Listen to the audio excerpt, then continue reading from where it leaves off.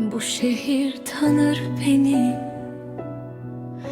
adımlarımı, nefesimi,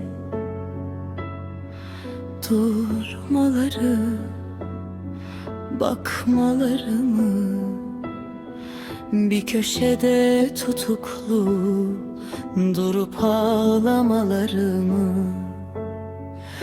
Bu sahil üzer beni, sus pus edalarımı, durup sövmelerimi, bir bankta oturup saklı sevmelerimi.